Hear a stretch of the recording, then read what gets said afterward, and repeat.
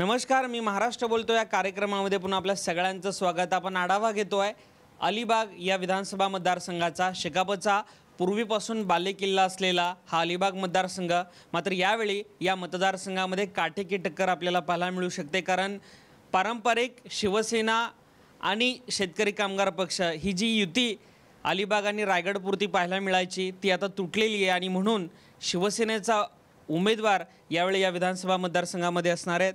आपण काही शिवसेनेचे पदाधिकारी सुद्धा आहेत, त्यांचे कार्यकर्ते सुद्धा ज्येष्ठ आपल्यासोबत आहेत, त्यांच्याकडनं जाणून घेणार आहोत।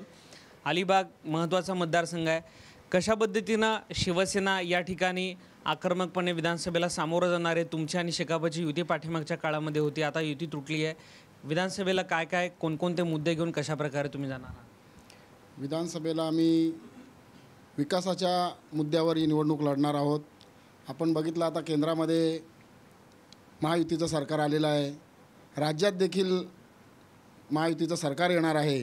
या ठिकाणी जी आमची युती जरी संपुष्टात आली असेल, आता जवळजवळ अलिबाग मतदारसंघामध्ये शेकापचे असो, राष्ट्रवादीचे आणि काँग्रेसच्या कित्येक गावांनी शिवसेनेमध्ये प्रवेश केलेला आहे। निश्चितपणाने आमची या ठिकाणी आता ताकद वाढलेली आहे। या ठिकाणी आम्ही ही निवडणूक 100% ताकदीनिशी लढून जिंकणार, यात काही शंका नाही आहे। अनेक मोठे पक्षप्रवेश शेकाप असो, राष्ट्रवादी असो, काँग्रेसचे असो, त्यांनी शिवसेनेत प्रवेश केलेला आहे। केंद्रात मोदी सरकार आले, महायुतीचं सरकार आलं, राज्यातसुद्धा ते येतील आणि अलिबागमध्ये सुद्धा शिवसेनेचा भगवा फडकेल असं म्हणतात। अजून काही कार्यकर्ते, तिकडच्या काही कार्यकर्त्यांशी आपण बोलूयात। काय महत्त्वाचे मुद्दे तुम्हाला यावेळी विधानसभा निवडणुकीमध्ये वाटतात? महत्त्वाचे मुद्दे म्हणजे अलिबागचा एवढे वर्ष इतर पक्षांचं जे प्राबल्य होतं त्यांनी कुठल्याही परिस्थितीत कुठल्याही सुधारणा केला। इंजिनिअरिंग कॉलेज नाही किंवा मोठं हॉस्पिटल नाही, मुंबईला जाईपर्यंत एखादा पेशंट दगावतो। त्याच्यामुळे हे मोठे प्रश्न एवढी वर्ष होऊन त्यांनी काहीच केलेलं नाही। प्राथमिक सुविधा कोणत्याही झाल्या नाहीत एवढ्या वर्षाच्या सत्तेत असं म्हणतात। थोडक्यामध्ये महत्त्वाचं म्हणजे इथे एखादा जर पेशंट असेल तर तो सुखरूप अलिबागपर्यंत येत नाही। रेवदंडा ते अलिबाग तो येऊ शकत नाही, रेवस ते अलिबाग तो येऊ शकत, मुंबईला दूरची गोष्ट आहे।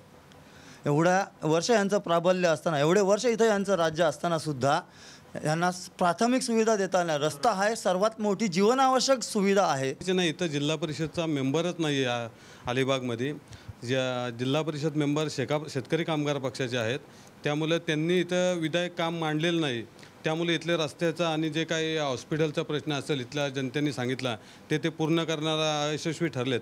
म्हणून शिवसेना इथं चांगल्या पद्धतीने आपलं काम करून पुढचा उज्ज्वल भविष्य हा मतदारसंघाचा अलिबागकरांना दिसेल। शिवसेना या ठिकाणी विकास करेल असा दावा करतात इथले स्थानिक जिल्हा परिषद सदस्य। सहसा प्रत्येक विधानसभा मतदारसंघामध्ये इच्छुकांची भाऊगर्दी पाहायला मिळते आणि इच्छुकांमध्ये स्वतःमध्ये एक अंतर्गत राजकीय सत्ता संघर्ष एवढा पाहायला मिळतो की ते इच्छुक एकमेकांची तोंडसुद्धा बघत नाहीत।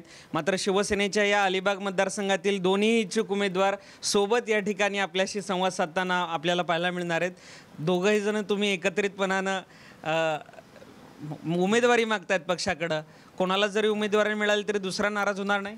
खरं इकडे 4 इच्छुक उमेदवार आम्ही होतो, आता 2 हजर नाहीत इकडे। आता जर आपल्याला कल्पना असते तर ते नक्की आलेले असते।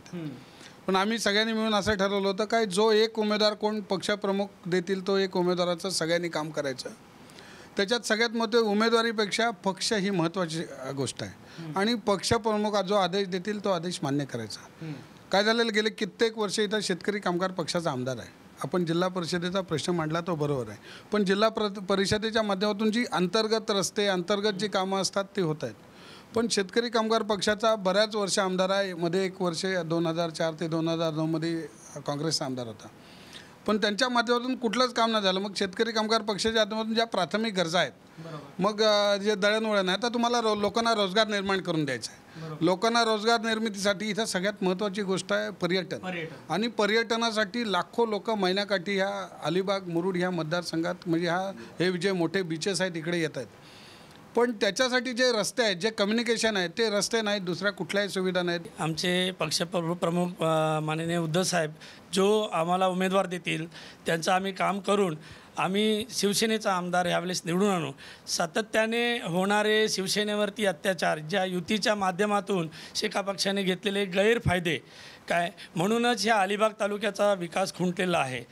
शेकापच्या मोठ्या झाडाखाली, शेकापच्या छत्रछायेखाली एक छोटा भाऊ म्हणून कायम शिवसेना या ठिकाणी राहिली आणि म्हणून आता शिवसेनेनं युती तोडल्यात. थोडक्यामध्ये जाताना कोणते मुद्दे तुम्हाला महत्त्वाचे वाटतात की शिवसेनेचा आमदार जर या ठिकाणी झाला तर प्रायोरिटीने त्या मुद्द्यांवर लक्ष केंद्रित करायला हवं? थोडक्यामध्ये महत्त्वाचं म्हणजे हे जिल्ह्याचं प्रमुख ठिकाण आहे. जिल्हा रायगड जिल्ह्याचे प्रमुख ठिकाण आहे. सर्व ऑफिसेस जे जिल्ह्याचे आहेत ही अलिबागमध्ये आहेत. बरोबर.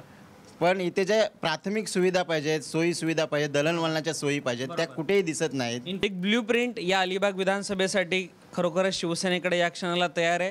ती ब्ल्यूप्रिंट घेऊन तुम्ही लोकांच्या समोर जाणार आहात? हो, बरोबर आहे. ब्ल्यू प्रिंट आहे म्हणजे जो विकास लोकांचा, म्हणजे सर्वसामान्य माणूस विकासापासून जो वंचित राहिलेला आहे, मग तो शेतकऱ्यांचा खारलांचा प्रश्न आहे, कोळी समाजाचा मोठा प्रश्न आहे. इथं कोळी समाज मोठ्या प्रमाणात आहे, आगरी समाज कोळी समाज हा मोठ्या प्रमाणात आहे.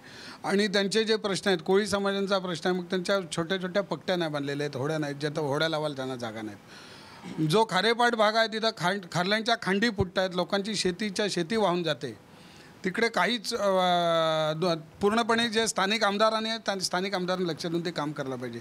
जे राज्य शासनाच्या माध्यमातून होतं ती कामं नाही झालेली आहेत. त्यांचे पाण्याचे प्रश्न आहेत. अजून आमच्या अर्ध्या तालुक्याला, अलिबागच्या अर्ध्या भागात पाण्याची वानवा आहे. 8-8 दिवसांनी लोक पाणी पितात. शेवटाकडे जाताना पुन्हा या ठिकाणी जे संभाव्य इच्छुक उमेदवार आहेत त्यांच्याकडे पुन्हा जाऊयात. आता माहिती बोलता बोलता कळाले की तुम्ही शेकापमधून शिवसेनेत प्रवेश केलेला आहे. उमेदवारी मिळवण्यासाठी प्रवेश समजायचा नाही, का? असं काही नाही आहे.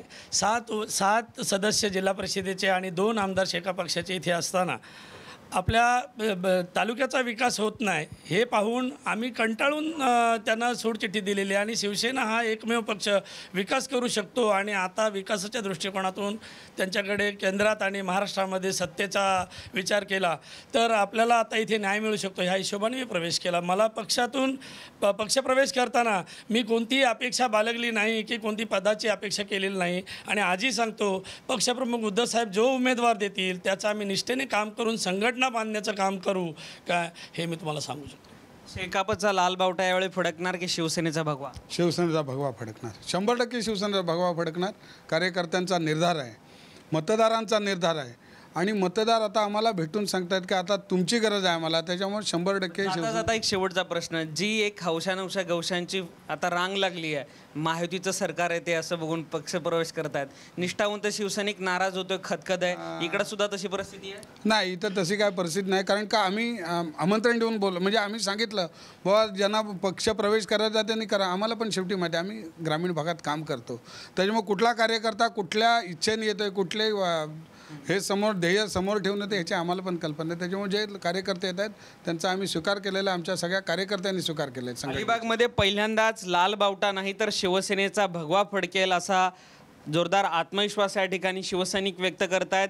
आणि एक आश्चर्याची गोष्ट म्हणजे उमेदवारांमध्ये जो एक राजकीय सत्ता संघर्ष पाहायला मिळतो, जो हमरीतुमरी पाहायला मिळते, ती टाळत या ठिकाणी कोणी उमेदवार दिला तरी चालेल, त्याचं काम आम्ही करू, बंडखोरी करणार नाही असंही इथले कार्यकर्ते सांगतायत. एकूणच महाराष्ट्राच्या राजकारणामध्ये अलिबाग विधानसभा मतदारसंघामध्ये शिवसेना, शेकाप, काँग्रेस अशी ही तिरंगी एक महाराष्ट्राच्या राजकारणात चर्चिली जाणारी लढत यावेळी पाहायला मिळणार आहे नक्की. कॅमेरा पर्सन नितीनसह मंगेश चिवटे, साम TV, अलिबाग.